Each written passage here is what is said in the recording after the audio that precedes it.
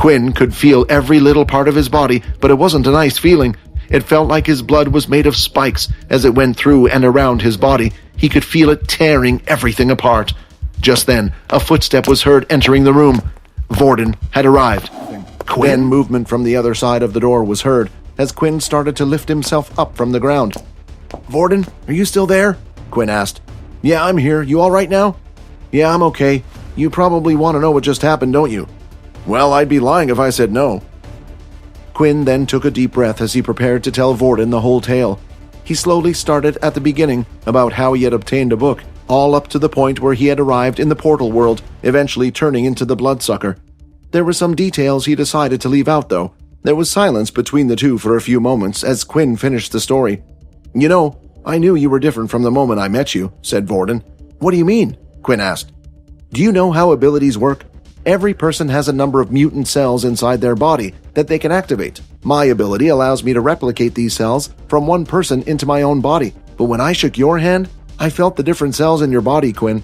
Just for whatever reason, I couldn't replicate them. It was the first time something like that had ever happened." "Are you scared of me, Vorden?" "Scared, Quinn? Everyone has their own secrets that they don't want others to know, some more so than others. It's understandable why you hid it." Vorden then turned around and moved the metal door out and into the corridor. To his surprise, Quinn looked almost like a completely different person. He had a whole new energy surrounding him.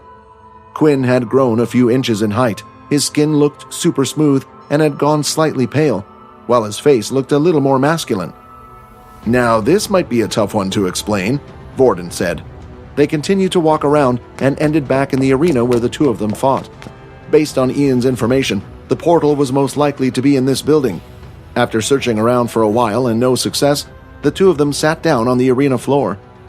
Quinn asked why Vorden was even here in the first place and gave the simple reply of, "I came after you." The two of them started to laugh and joke about a few things as time passed by. "It's a shame you can't use your abilities in school. If it was a normal ability, my family could offer you protection. The military wouldn't try hurting you." Although Quinn could try to pass off the vampire abilities as something normal, there was the problem that there was no skill like it. On the video the system had shown, the blonde man stated others would now be looking for him. Were others referring to other vampires? If so, he needed to keep this a secret even more so than before. From the sound of the video, they didn't sound like they would be welcoming to him. Then something clicked in his head. There was something he could learn that wasn't part of his vampire skills. The level 6 ability book, the Shadow Book. While Vorden continued to search the arena for some type of secret exit, Quinn was pretending to look for one as well while walking around. "Would you like to take out the level 6 Shadow ability book?" Want to watch more episodes of my vampire system? Follow Pocket FM Fantasy Chronicles. You can watch the next episode here in the playlist.